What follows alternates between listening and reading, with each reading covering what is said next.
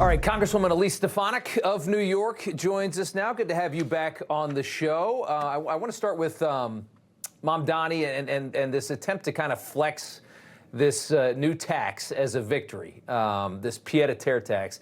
In reality, as I think you and I both understand, he's nowhere near fixing the budget hole that he has with this tax, and they're not going to get the $500 million that they think they're going to get. They're not even going to get that.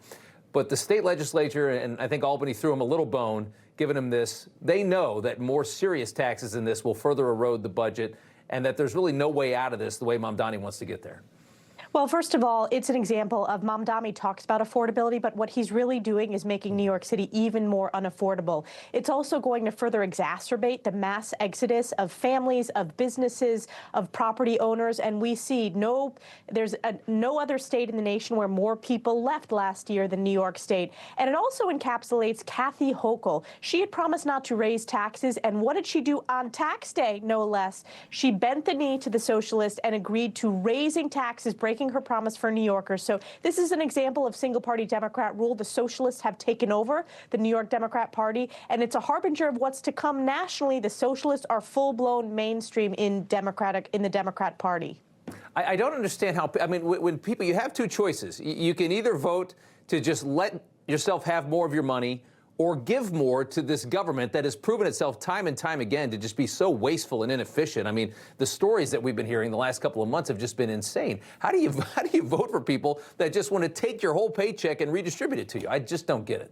Well, first of all, it's interesting that you asked that, Rob, because the media, the legacy media, talks about how Mamdani has a mandate. He does not. He barely broke 50%, and that is an underperformance in the city of New York, where he was the Democrat Party nominee. Typically, they get in the 70s or 80%. He's at war with the New York City Council in terms of disagreement. So it's going to be a rocky couple of years ahead for, unfortunately, the people of New York. Yep. And the just sheer lack of competency, their inability to shovel the snow. It was a disaster in his first 100 days in office.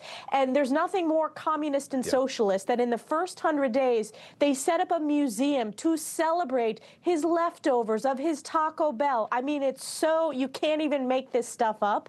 And ultimately, the New York people are going to suffer. It is parody. I want to switch gears before I let you go. You became a star after a battle with the heads of our Ivy League universities in a congressional hearing. Anti-Israel protesters, if we recall at the time, rioting and taking over campuses. It was such a humiliation. Our university presidents failing to act, terrified of angering the radical left. You got them to admit on Capitol Hill that their radical bias, in front of Congress in 2023, you got them to admit their politics and just how distorted they see the world and how distorted they handle their campuses. I want to go back to that moment we all remember. Just play it out. Does calling for the genocide of Jews violate MIT's code of conduct or rules regarding bullying and harassment? Yes or no?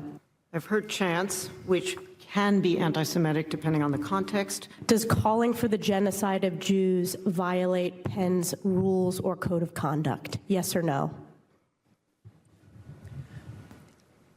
If the speech turns into conduct, it can be harassment, yes.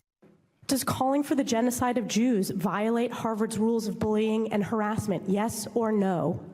It can be, depending on the context. Seen it like 20 times. Every time you see it, it's like you can't believe it was real. You got a book out about all of this called Poisoned Ivies, the inside account of the academic and moral rot at America's elite universities. Tell us about the book and what we'll learn reading it. So this is a blockbuster behind-the-scenes deep dive into not only that hearing, but what happened at each of these universities and more.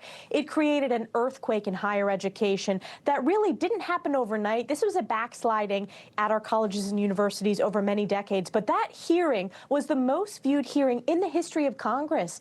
It had 1 billion views in a week, and it reset the course of higher education. So it talks about Harvard, Penn, Columbia, MIT, and then it also talks about universities that are getting it right, like Vanderbilt, like University of Florida, University at Austin. So if your parents or students or any American who's worried about education, since these institutions often educate our next generation of leaders, you will want to buy this book, Poisoned Ivies. It's already a bestseller, #1 book on Amazon on its debut. It is flying off the shelves, and it's a real look at how to conduct effective congressional oversight and why we as Americans need to fix our broken higher education system.